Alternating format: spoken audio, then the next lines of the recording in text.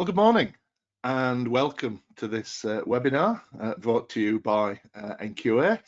I say good morning, it is where I am. Good morning, good afternoon, good evening, wherever you may be listening in.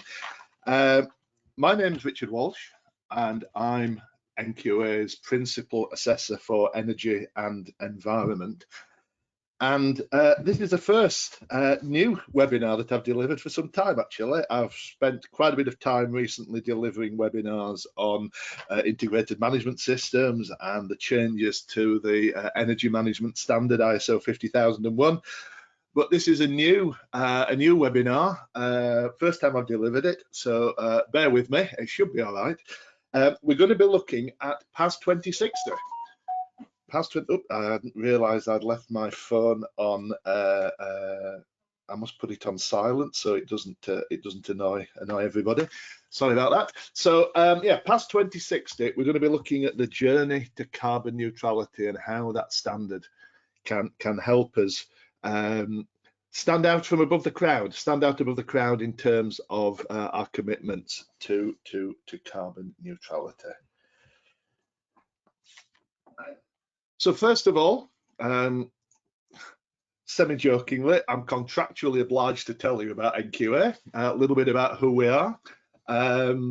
This is a slide that shows our global footprint. So this is sort of just to introduce who we are, assuming that you've not come across us before. I noticed looking down the list, there's a few regulars that seem to come to many of my webinars, so welcome back. And as I say, if this is the first time you've come across NQA, welcome. So we are a global certification body now, and as you can see, in a number of places across the world, we are the #1 certification body in certain sectors. Here in the UK, we are in the top 3 based on the number of certificates issued. So we're in the top 3, in the Champions League, if you like, and behind 2 companies that I won't mention. We've been around for just over 30 years, I suppose 32 years now. 1988, we were founded by the NIC-EIC, the National Inspection Council for Electrical Installing and Contracting. Started out working with electricians, started out on quality assurance. NQA used to stand for National Quality Assurance. It doesn't really stand for anything anymore. Just after I joined NQA in about 2007, we rebranded and dropped the terminology National Quality Assurance and called ourselves NQA because we were starting to offer all of the other standards, environment, health and safety, and so on and so forth. So that's just a little bit about who we are. And just a little bit there about our promise. I'm not going to read that out. You can read that for yourself if you like. One of the things we're very proud of is the customer feedback we get. The Net Promoter Score is a way of explaining what our clients think of us and whether they would be willing to recommend us to somebody else. And we are way above the average for this sector, something we're very proud of. Okay, a little bit of housekeeping. That's the sort of corporate stuff out of the way. So a little bit of housekeeping. You don't need to frantically scribble down everything I'm writing, everything I'm saying rather, because you will get, everybody who's registered for the webinar, not just those people who attend, but everybody who's registered will be sent a PDF copy of the slides. And as we do with all our webinars, we record this, so it is being recorded, so I'm going to be careful what I say, and you will be sent a link to that recording. We tend to place them on our YouTube channel, so if you go onto YouTube, if you're familiar with channels, you'll be able to listen to this one again, but you can also go back and listen to many other webinars that we've delivered, that I've delivered and colleagues have delivered over the years, on a wide range of topics, from COVID security, quality issues, health, safety, environment, energy, you name it. If it's in the field of standards, we've probably delivered a webinar on it over the last few years. So that's where you can find anything. If anybody has any questions, you can type them into the question box. You should see on your screen, on the right-hand side of your screen, a bit of a table. I can see the names of everybody who's here. You won't be able to see that, but somewhere near the bottom, you see two boxes. One says questions, one says chat. It's probably best if you actually, somebody's saying there's no sound. I'm assuming everybody else can hear me. Can somebody who can hear me just confirm? There's one person a few people saying they can't hear me. Somebody's saying it's been muted by the organizer. I've not muted anybody. The only thing that I've muted is your ability to speak back to me. I've not muted the sound itself. Can somebody tell me that they can hear me? Because that's something that I want to just double check. Yeah, lots of people saying they can hear. So I'm sorry, Alistair. If there's a problem on sound, it's at your end, not at my end. Thank you to everybody who's confirmed that.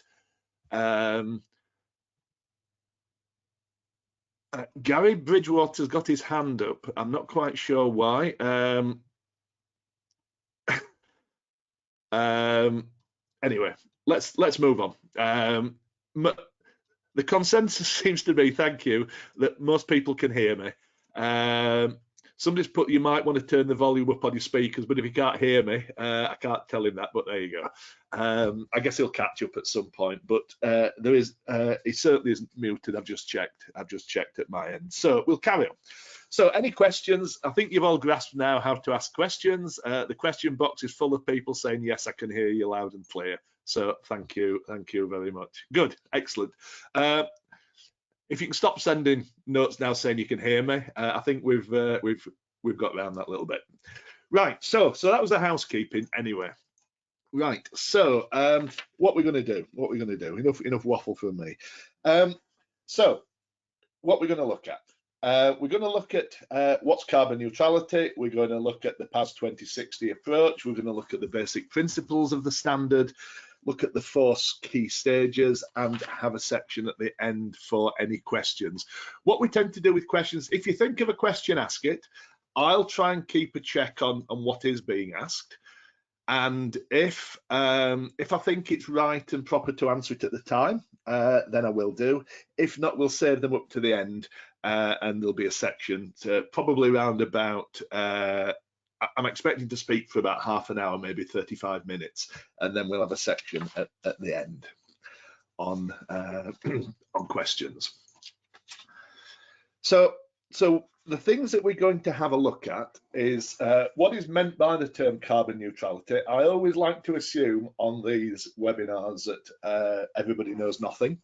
So I apologize if for some of you we're going back to basics, but I always think it's the best place to start. So we'll understand what is meant by the term carbon neutrality and try and pick our way through some of the various terminologies that are used. Have a look at the background to carbon reductions, why we need to do it, what's driving the need for carbon reductions. Look a little bit about PAS 2060 itself, what are the benefits of PAS 2060. Look at the different scopes that we talk about in carbon emissions that you may have heard people talking about, and also then the main bit is to examine the 4 stages of the verification process of that leads us to a PAS 2060 verified declaration of carbon neutrality. One of the problems I find, there's many different definitions bandied about. People use different terms: carbon neutrality, net zero, zero carbon, carbon negative. There's all sorts of different terms that are bandied about. Some seem to be used interchangeably. And what I want to hopefully do is to try and, so as I say, pick out a little bit of what we mean by some of these different terms. So the main one, obviously, this is a standard. PAS 2060 is a standard aimed at a verified statement of carbon neutrality. And carbon neutrality is, in one of the definitions that I found, is a state of balance between the CO2 emitted into the atmosphere and the CO2 removed from the atmosphere. So it's not saying that you're not producing carbon, but it's actually saying that for whatever you produce, you are also then removing some carbon from the atmosphere at the same time, and you are in a state of balance, if you like. So it's a neutral situation. Zero carbon, no carbon emissions are being produced at all. I think that's a physical impossibility. No matter what anybody does, there will be some carbon being produced. I work with a university that is in the northwest of England, and in that particular city, they are part of the city's drive to get to net zero. Now, they've defined net zero as a 95% reduction in where they were in 1990. So therefore, they're accepting that they'll never get to net zero, but if they can get down to 5%, then they will have met their targets of what they're saying is net zero. And then there's a few people now that are claiming to be carbon negative. I think, correct me, or somebody correct me if I'm wrong, I think maybe Microsoft or Google are at the point of claiming to be carbon negative, and that's not just removing carbon dioxide from the atmosphere based on what they're doing now, but it's removing more so they can start to, if you like, offset, they can start to balance out historic carbon emissions as well, and that allows them to be declared a carbon negative organisation. One of the most helpful definitions I've come across comes from the Carbon Trust, and I would like to think they know what they're talking about, and they define the two main areas. Carbon neutrality has a minimum requirement of covering scope 1 and 2 emissions, and we'll look at what those are shortly, with scope 3 encouraged. Net zero must cover scope 1, scope 2, and scope 3 emissions. So that's how the Carbon Trust define the differences between carbon neutrality and net zero. And we'll see that PAS 2060 takes us into that realm of certainly 1 and 2 and some element of scope 3. So why carbon neutrality? Why are we doing all this? I think you've only got to turn the news on any time to see that it's environmental issues are probably at the moment, certainly in the UK, probably coming third after Brexit and COVID. It's certainly one of the key issues bobbing around at the news, bobbing around at the moment in terms of areas that we need to be thinking about. And it's ostensibly to solve the problems of man-made emissions and their effects on climate change. And we need to take account of our carbon emissions. We can't just continue merrily throwing things into the atmosphere, and we need to start to make continued efforts to reduce them. As I say, my view is that it's impossible to reduce our carbon emissions to zero, no matter how hard we try. We're all sat here now breathing, or I hope you're breathing, and you are producing carbon dioxide literally just by breathing out. But basically what we're saying with carbon neutrality is carbon neutrality allows us to close the gap between zero carbon and what we're doing at the moment by purchasing carbon offsets. And we'll look at what that means a little bit later on. So why? I've said we need to do it. Obviously the Earth's about 4.5 billion years old, and the climate's seen many changes over those years. As recent as 18,000 years ago, most of Britain was covered in ice and glaciers in the last ice age. And up to now, all of these wild swings in climate have actually been entirely natural. If you think back, well, you won't remember back, but if we think back even in the last sort of 700 or 800 years, there was in sort of 1100, 1200, 1300 AD, there was a period known as the medieval warm period, and then that sort of swung round, and in the 16, 17 and early 1800s there was a mini ice age, and you've probably seen pictures of the Thames frozen over and people having fairs and even lighting bonfires on the ice. So a lot of those changes, all of those changes were natural. The problem now is that as a result of increasing human population and our associated activities, we are starting to have an effect on that climate change. And having talked to lots and lots of people about this, and as you imagine, I audit all sorts of businesses and other organisations up and down the country. And over lunch, over sandwich, quite often we get into chats about climate change and environment, and am I an environmentalist, and where do I sit? And I'll tell you where I sit in a minute. But we've sort of come to the view that there's three real views on climate change. I'm hoping that none of you are in number one, that global warming is not occurring, and so neither is climate change. That sort of deniers, stick your head in the sand, it's not happening, let's just get on and do whatever we want.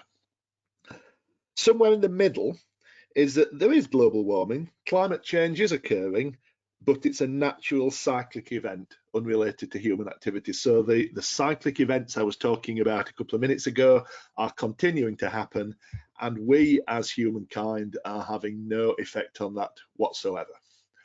And then the third sort of main area is that global warming is occurring mainly as a result of human activity, and therefore by definition climate change is also the result of that human activity.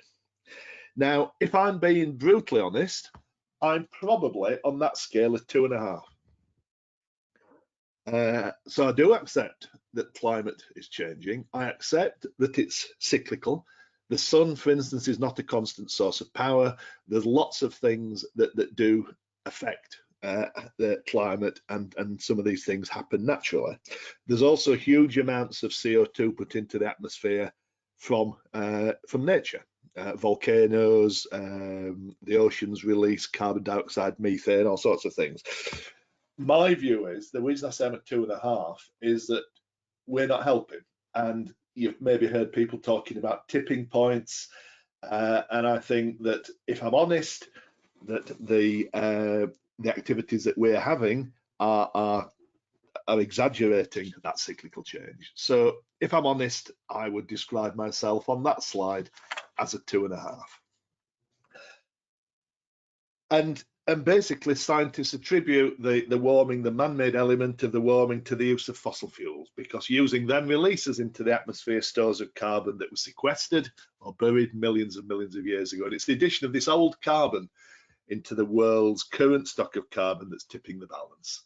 And obviously putting back into the atmosphere carbon that was locked up in trees, animals, all dying and being buried and rotting away, and the carbon being locked away in the ground. We're digging that up and we're putting that carbon back into the atmosphere, and that's causing global warming. But it's not just carbon dioxide we talk about. As you can see from the pie chart there, carbon dioxide is about 2/3 of the main culprits, and we tend to say that carbon dioxide, when we're working all of this out, carbon dioxide has a base of 1, if you like. So we talk about how more serious a gas is compared to carbon dioxide. So carbon dioxide is about 65% of the actual global warming gases that are in the atmosphere, and of that's coming from fossil fuels and industrial processes.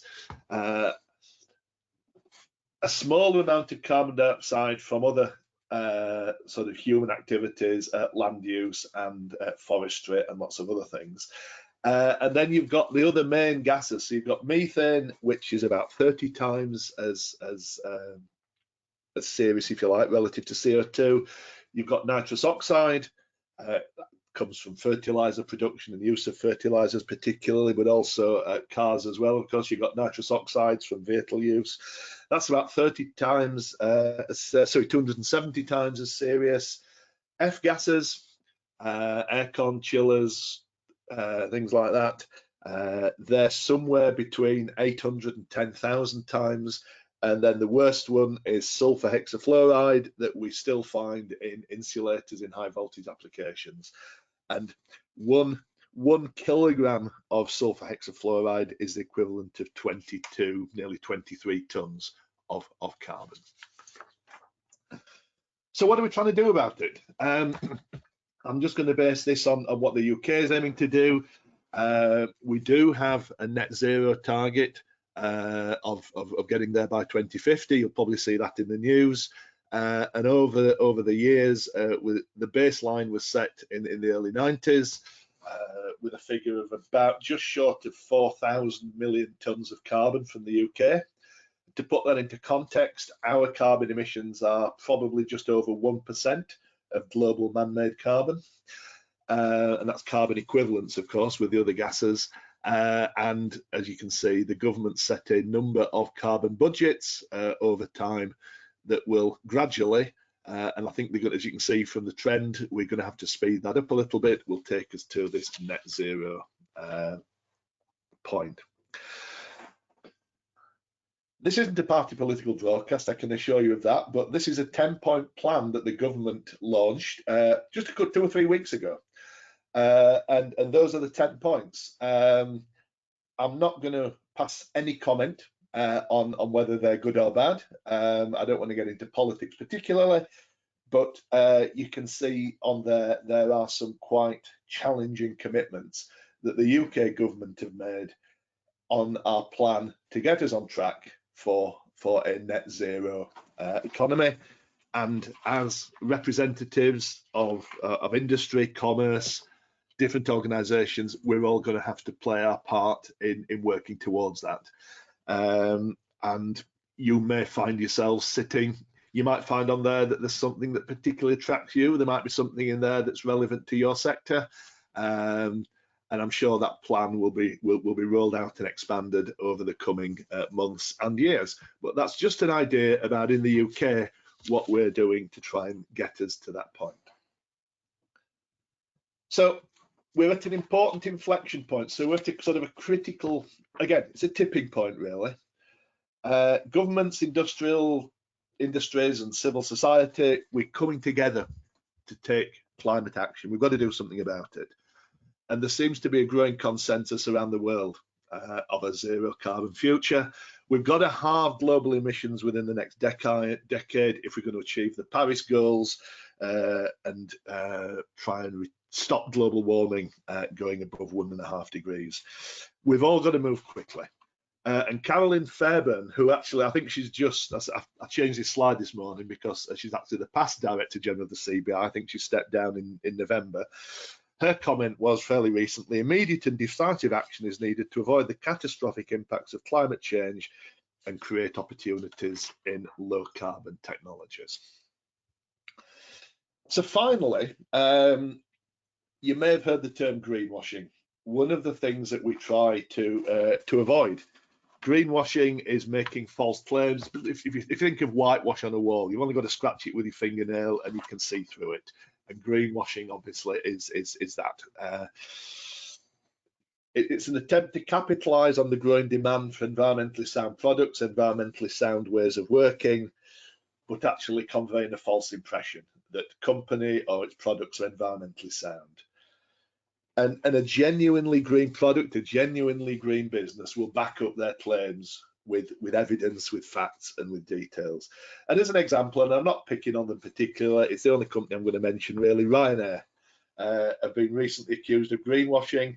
Early on in the year, they had an advertising campaign banned claiming that the airline had the lowest carbon emissions of any major airline in Europe. And the environmental group Transport and the Environment accused them of greenwashing instead of tackling their emissions. And their quote was, Ryanair should stop greenwashing and start doing something to tackle its sky-high emissions. And Michael O'Leary at one point suggested shooting environmentalists. And he's actually denied that the climate crisis is driven by carbon emissions. And they were running a scheme where you paid €1 to offset your carbon emissions. A bit of a green gimmick, and actually it's been worked out that from the euros that they collected and the offsetting that they were planning on doing, it would actually offset less than 0.01% of their carbon emissions. So a very, very small amount, and yet Michael O'Leary was claiming that they were offsetting their carbon emissions. So we need to sort through that. So how do we actually go about, and it's a long introduction, but how do we go about showing that we are carbon neutral? So past 2060, is a specification for the demonstration of carbon neutrality. So PAS 2060 specifies the requirements to be met by any entity. That's the phrase that the standard uses, entity. It can be any sort of organisation who are seeking to demonstrate carbon neutrality through the quantification, reduction and offsetting of greenhouse gas emissions. The standard was initially launched, 10 years ago now, in 2010, and the current version that I have in front of me was issued by BSI in 2014.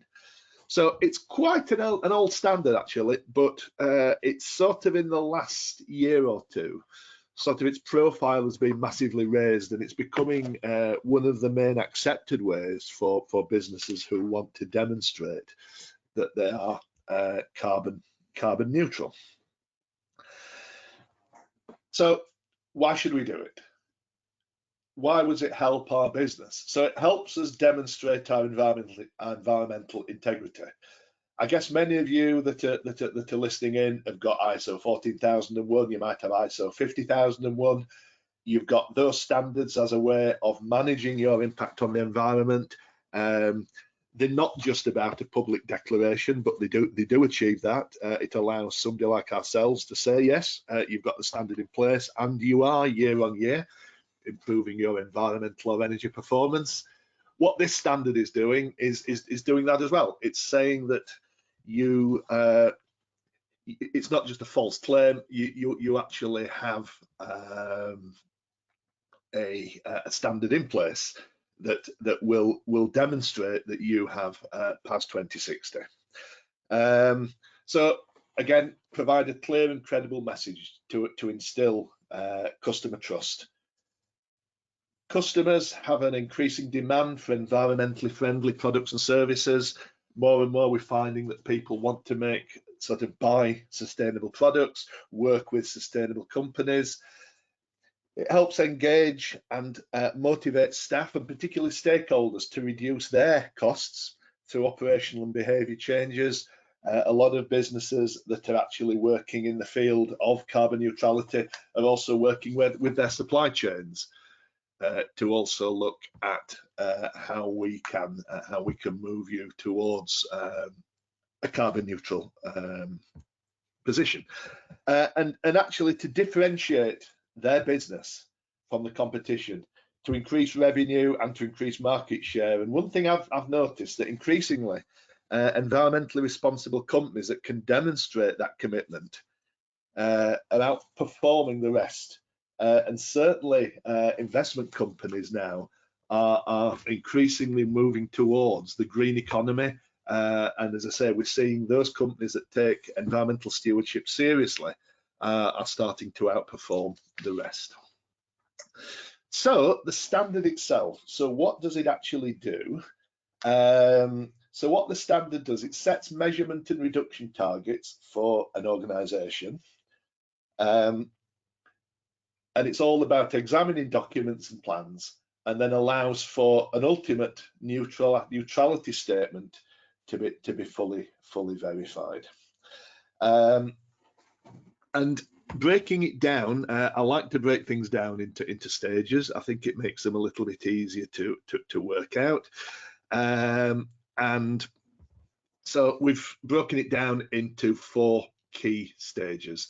And we're going to look through what those core 3 stages are as we go along. So first of all, what can be certified? So the first thing is the standard uses, another definition. The standard uses the term entity. So the entity is the body that you are claiming carbon neutrality for. So it's all about the entity uniquely identifying itself. So it's a little bit like in a management system, what's the scope? What are the boundaries of the area that we're going to declare carbon neutral? So it needs to be uniquely identified. So it's obvious who we're talking about. And within that entity, identify the subject of the declaration of carbon neutrality. So for instance, if you're a business, you could choose to declare a particular product. So for instance, VW in their new electric car, the ID3, they're claiming that that car is carbon neutral.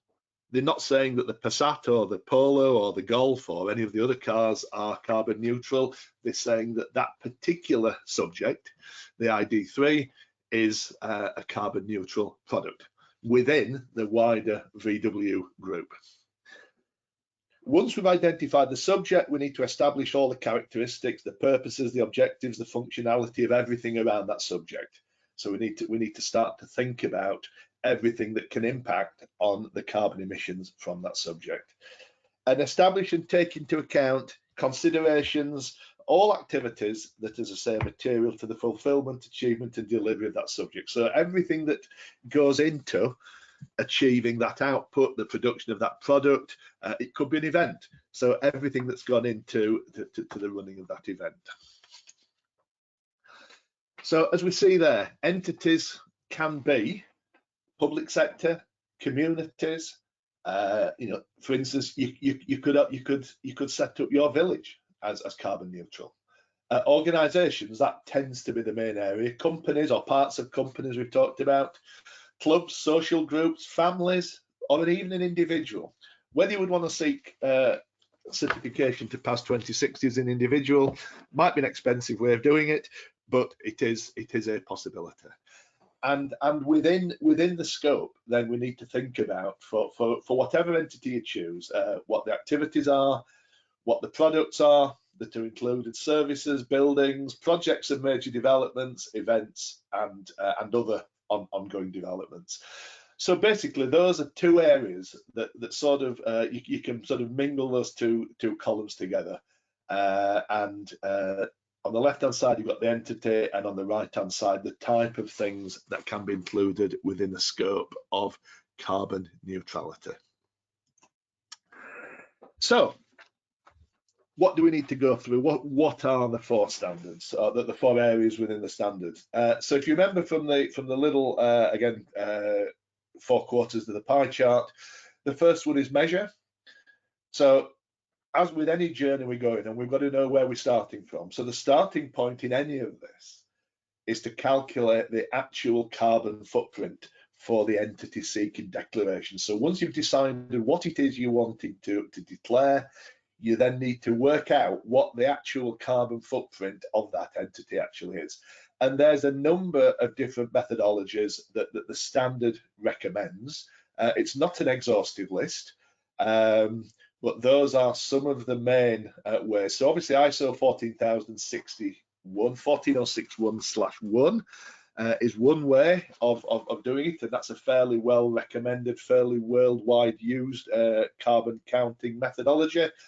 There's other ones like the World Business Council for Sustainable Development. They have a greenhouse gas protocol which does something similar.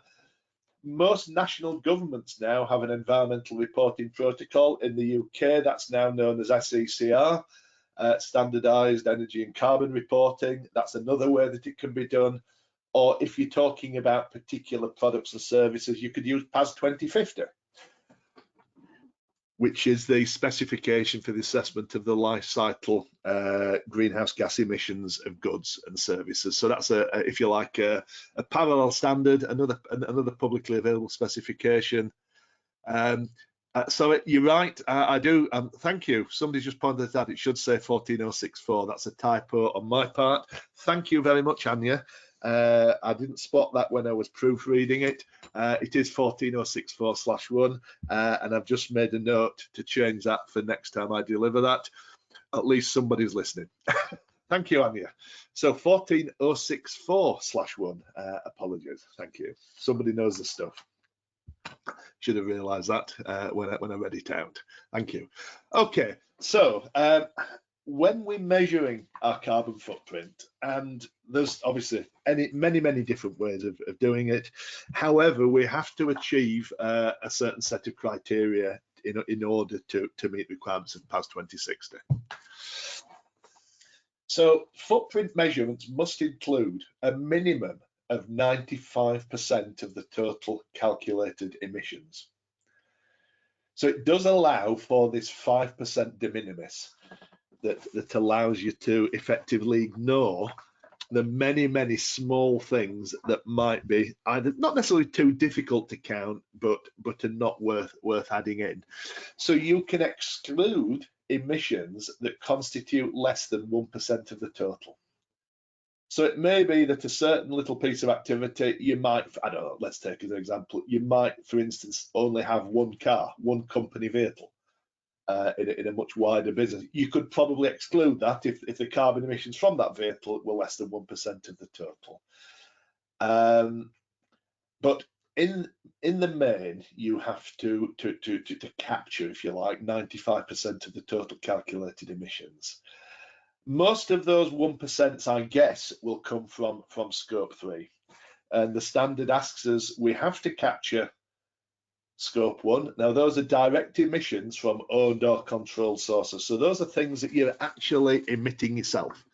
So if you've got an industrial process, if you've got a gas boiler and you're using gas to either heat ovens, to heat buildings, to heat a process, the burning of that gas on site, the use of diesel on site, the use of fuel on site, all of those are direct emissions from controlled or owned sources. Scope 2 emissions in the main are indirect emissions from the generation of purchased electricity. So obviously the electricity you're purchasing will have been generated somewhere, presumably off-site, unless you've got an amount of on-site generation. And if you've got on-site generation, of course, through the use of generators, that will become a scope 1 emission. So indirect emissions from generation of purchased electricity, purchase of steam, heating or cooling. So that's things that are happening off-site, but are directly related to what you're doing. And the one that's the hardest one to quantify are all the other indirect emissions that occur in an organization's value chain. So things like waste treatment, purchasing of goods, business travel, employee commuting, etc., etc. And there's been an interesting debate about COVID and the fact that many more people are working from home, and there's been questions asked about SECR in the UK about reporting of carbon emissions. And if you've closed your offices and have all staff working from home because of COVID, then should you actually be counting the carbon footprint of those people working from home? Because at the end of the day, they probably sat in their in the study, in the kitchen, wherever they are, using energy, using lighting and heating that would have been used if they were at work. And at the moment, the answer seems to be no, you don't. So those scope 3 emissions, if you like, from an SECR perspective, have been discounted. I would probably beg to differ in terms of past 2060, but it would be looked at on a case-by-case basis and whether those emissions constituted less than 1% of the total entity's emissions. As with any system, if you like, once we have worked out what our carbon emissions are, we've then got to think about how we're going to reduce them. What are we going to do? How are we going to actually start to reduce our impact on the environment? Because at the end of the day, that's what it's all about. So in the reduce phase of the standard, there needs to be a public commitment to carbon neutrality. That's not to say that you are carbon neutral at this stage. That's a public declaration of the journey you're going to go on. There is just one question I will answer. I guess, Lisa, that you missed maybe the very beginning of the presentation.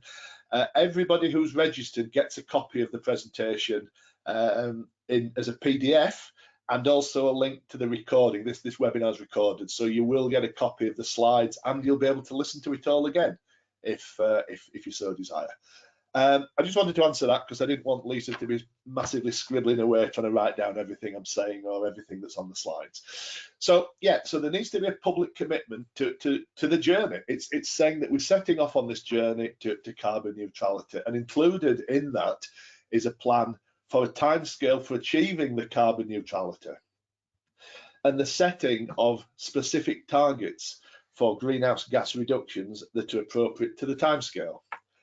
Also, as within the plan, as within any plan, there's then got to be how we're going to achieve that, the planned means of achieving and maintaining the greenhouse gas reductions, And included within that is justifying the techniques that we're going to use, how we're going to measure the savings, the time period that any historic reductions are calculated over. So you can look backwards a little bit and say, well, here we are now, but actually in the previous year or two, these are the savings that we've started to make, and we're also looking to show that a constant methodology has been used, that you're using the same counting method. And then a commitment to talk about the offsetting strategy that's going to be used. Now, obviously, to be carbon neutral, if you remember from the very early definitions, it's about removing carbon from the atmosphere or stopping carbon being put into the atmosphere to balance out the carbon that we're emitting. So unless you can stop emitting carbon completely, there's going to be a gap. And that gap has to be filled by offsetting. The plan itself has to be updated annually. And as with all of these standards nowadays, we're looking for a continual improvement. So if you like, the gap between the amount of carbon that we're producing today and a carbon neutral status needs to be, so the gap needs to be shrinking on a year by year basis. Now, in the same way, if any of you are familiar with ISO 50001, ISO 50001 can talk about absolute energy usage, and the plan can talk about absolute carbon usage. But you can also talk about carbon intensity. So that might be, for instance, a KPI of tons of carbon per ton of product, kilograms of carbon per employee, or something like that. And so long as the reduction in intensity is, I'm getting my words tied up now. The amount of carbon can grow, I'll look at it from the other way, the amount of carbon can grow so long as that growth is lower than business growth. So it may be that over the year, you've doubled your production of a product, but actually the amount of carbon per ton of product has actually reduced. So that's a reduction in the intensity. So we're not just necessarily talking about an absolute decrease. Sorry if I got my words a little bit mixed up there. We'll try and answer some of the questions. There's a couple more questions coming in. I'll try and answer those as we get to them. So offsetting, it's a bit of a, some people like offsetting, some people don't. The real hardened environmentalists, sort of the Extinction Rebellions of this world, would say that offsetting is not really the way to go forward, and it's a little bit like, I guess, this isn't to dig at religion at all, but this is a little bit like once upon a time the Catholic Church. You could actually go and give a bit of money to the church and the priest would absolve you of all your sins. You'd walk away feeling better, but you then carried on sinning for the rest of the week, and then you just paid a bit more money the week after, and you didn't change your behavior at all. You were, if you like, the church was selling absolution. And for some people, that can be what carbon offsetting is all about, and that's not what this standard is about. This standard, as I said earlier, is about narrowing that gap and reducing every year the amount of offsetting that you need to do. Now, again, offsetting has been a little bit of a money-making exercise for a number of people. It's one of these areas where you may have come across the term snake oil salesmen. These are the people that were sort of roam around the states, the American states, many years ago, turning up with all sorts of weird and wonderful quack remedies for things. And there's been elements of that within offsetting. So PAS 2060 obviously allows offsetting, but it needs to be high quality certified carbon credits which meet the following criteria. So PAS 2060 itself talks about a number of approved schemes, the Clean Development Mechanism, joint implementation, the gold standard, or voluntary carbon standards. So there are a number of global offsetting standards. A number that can be used. There's some in the UK, there's many worldwide standards, and part of the assessment process is to actually look at the carbon offsetting that you would be using and making sure that it is a bona fide system. One of the requirements is the offsetting have to be genuinely additional offsetting. So in other words, the reductions wouldn't have happened if it wasn't for your input.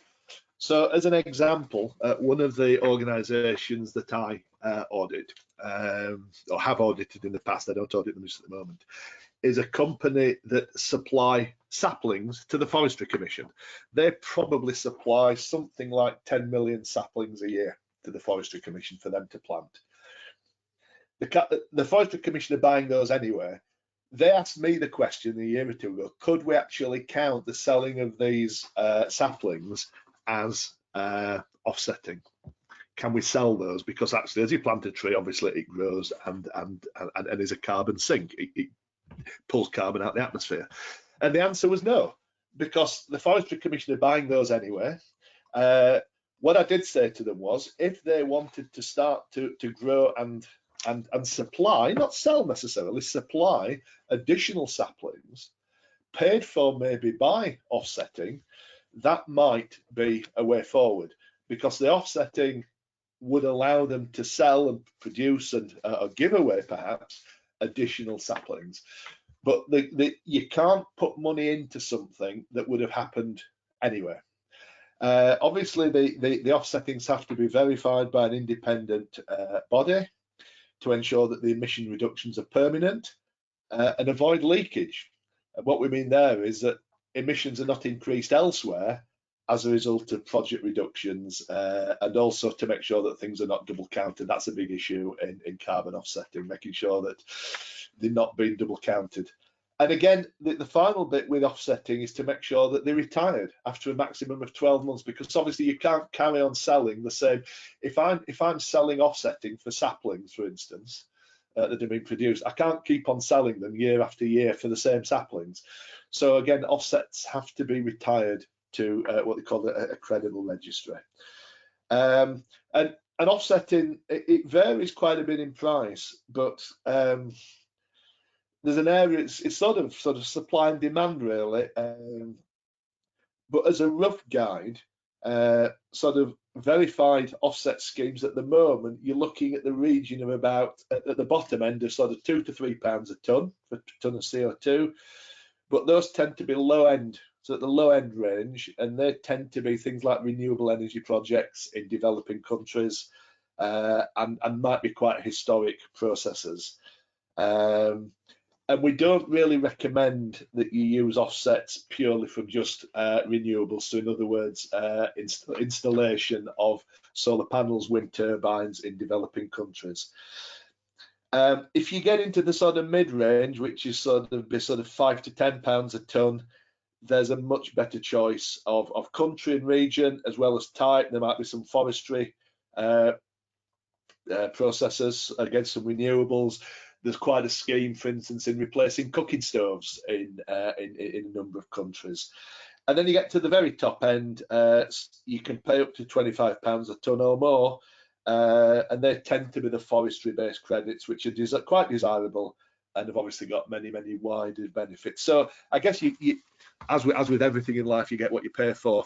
But there is quite an element of whoever's going to certify. You're looking at the emissions and making sure that they are bona fide emissions. And as I say, there's a sort of a number that are kicking around that are Kyoto compliant. So the Clean Development Mechanism, joint implementation, and some EU answers. There's some non-Kyoto ones. And then in the UK, there's some domestic schemes. And I'm sure if you're in a different part of the world, there's also some similar schemes that are being run by in your own domestic countries.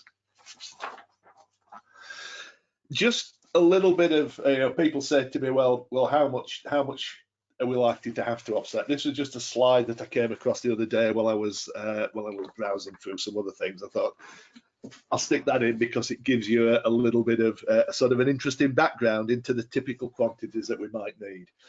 So it's worked out that in the UK, our personal carbon footprint is about 6.5 tonnes. That's you and I sat here where we are now. As you can see in the USA, it's at least twice. That's about 16.5 tons of CO2. I did read somewhere, yes, it was yesterday, that America uses more electricity or more energy, shall I say, on air conditioning than the whole of the UK uses for everything, which gives you an indication as to why it's sort of 2.5 times the carbon footprint for an American. And a typical person in the EU is about the same, 6.4 tons. So there's not much difference between the EU and the UK, with slightly higher. Return flight from New York to London, if you fly economy, that's about 1.7 tons. And if you fly business class, it's about 5 tons. And as you can see, the others, there's some other bits then on construction of buildings, sort of between 0.5 and 1 ton of CO2 equivalent. And we say equivalent because there may be other emissions within a building, obviously use of concrete and things like that in terms of the gross internal areas. So it gives you a bit of an idea as to why somebody put personal footprint over here, question mark. I'm not quite sure whether that's a statement or a figure. I don't validate these figures. It was just some figures that were being put on the side. Perhaps I can go and attribute them if you like, but at the moment I'm not quite sure. But that was the figure that was a personal footprint of about 6.5 tons a year. And then the final stage and the final bit that gets us to this declaration of carbon neutrality is document and validate. So the final stage of the process is to produce a qualifying explanatory statement. And the standard requires public disclosure of all documentation supporting the carbon neutrality statement. And just as an aside, there is a requirement that this documentation is retained for a minimum of 6 years. So in practice, this includes proof of the emission reduction. So if you like, the actual figures that you've got, proof that the offsetting credits that you've claimed on a year-by-year basis are actually withdrawn, and they're not just ongoing and being double counted. A documentation publication of the carbon footprint report, the carbon management plan, and, as I said, a qualifying explanatory statement itself. The standard has a checklist at the back for things that should be in the explanatory statement. And if you Google PAS 2060 qualifying explanatory statements, you'll find there are many that are in the public domain. In fact, they're all in the public domain, and you can just find them. I was in a read it a few the other day. I was looking at Marks and Spencer's, for instance. So that's quite an interesting one to look at. But the requirement to provide all of this information is fundamental to the validation of the carbon neutrality status. Now, the standard requires 3 separate types of validation. Permits, should I say, 3 separate types of validation. Self-validation, validation from a non-accredited organisation, and independent third-party validation. And in the qualifying statement, you have to say which of the 3 you have chosen. So Marks and Spencer's, for instance, which surprises me a little bit, but they've chosen to self-validate. Presumably they feel that their name is sufficient to say, this is us, this is Marks and Spencer's, this is what we've done, here's our qualifying statement, and here's all the backup information. You can be validated by a non-accredited organisation. So that would be somebody who's outside your organisation, but doesn't have any formal, if you like, third-party accreditation to do that. And then, if you like, I'll use the term gold standard, but in my mind, the most valuable accreditation is independent third-party validation. And an NQA, we are a UCAS accredited energy and environmental management system certification body, and our accreditation to those standards allows us, within the current realms of the standard, to say that we can offer fully independent third-party validation. There isn't at the moment a full accreditation scheme for people offering PAS 2060. So at the moment, UCAS are allowing people to use their energy and environmental status, 14,001 and 50,001, to underpin that credibility. UCAS are starting to work next year on what is likely to be an accreditation scheme, but at the moment you can be assured that if you use NQA for this, then we can you can be sure that we're acting within the realms of the standard itself as a fully accredited energy and environmental management system certification body. So that's basically the standard. That's the sort of the process that you go through in a nutshell. On our website, there's quite a bit more information. I've produced a fact sheet, which is available to download on the website. I might try and see, actually, when we send out the slides, that we might send out a copy of the 3-page fact sheet as well. Some of the information in the webinar has been produced from the fact sheet. But if you like, the 6 tips that I've pulled together, with a little bit of help from 1 or 2 things I've read, take us through the 6 sort of tips for achieving carbon neutrality. So seek accreditation. So certification from external bodies will certainly bolster your credibility. And obviously it will stop you being accused of it being greenwash.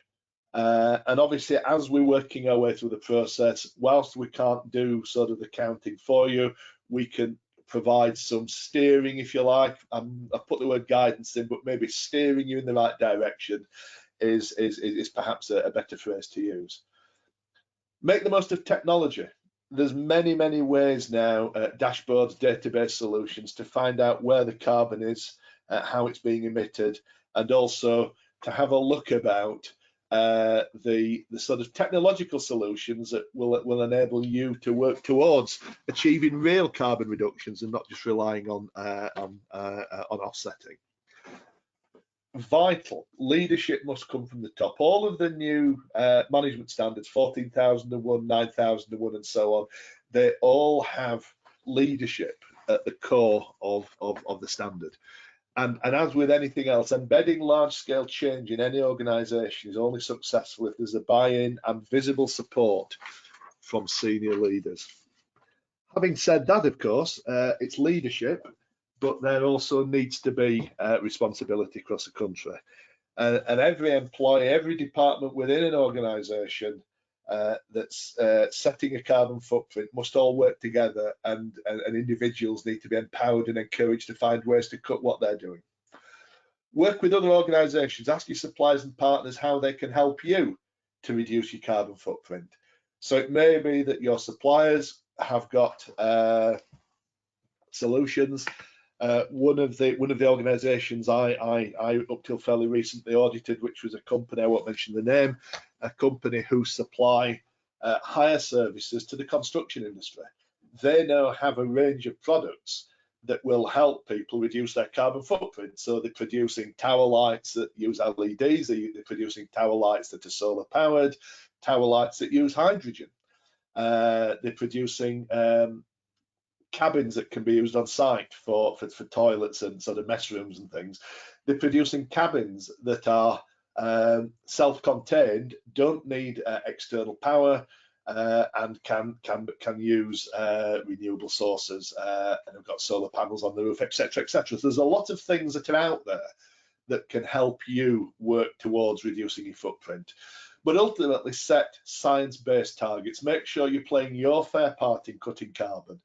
Don't just sort of make pie in the sky claims. This standard is all about demonstrating your true commitment and actually verifying that that commitment is actually being met. So I said I would speak for about 40 minutes, but those of you that have listened to me before know that I go on and on and on. So right, so 1 or 2 questions.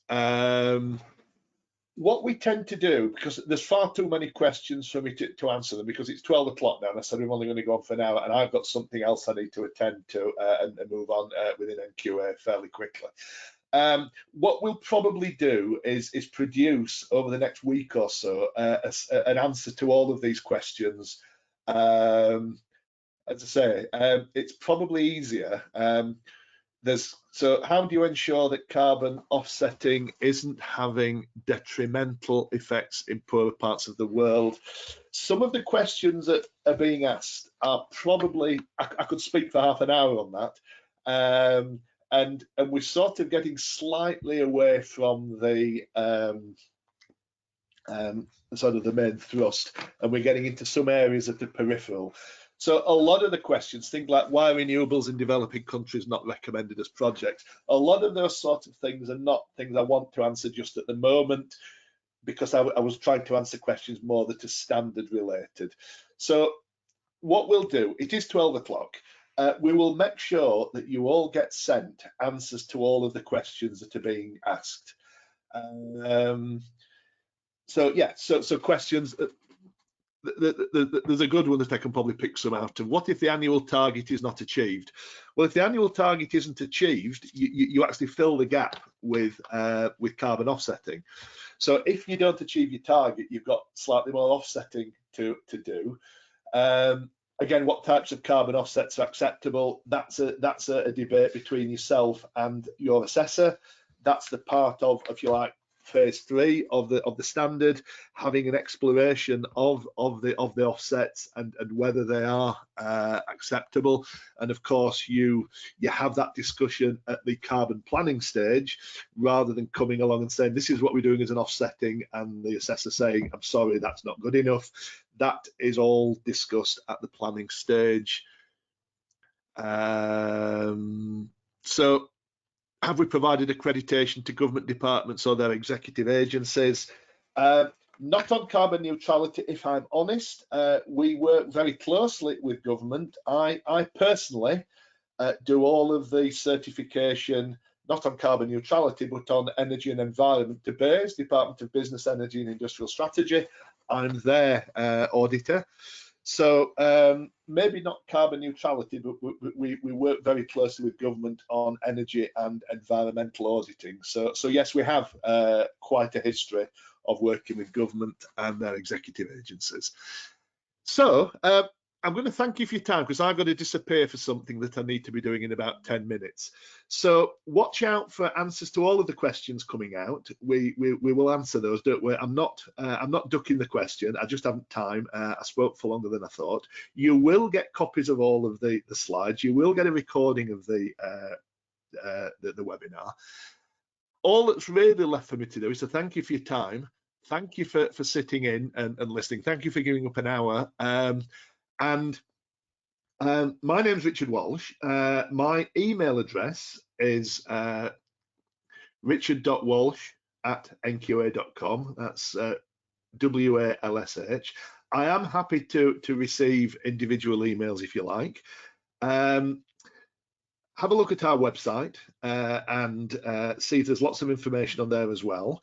And basically, have a good holiday, have a good Christmas, and a happy New Year. And as we tend to be saying to everybody at the moment, stay safe. And thanks a lot. And hopefully I'll catch up with some of you over the next few months. Thanks a lot, and sort of best wishes, everybody. Catch you later.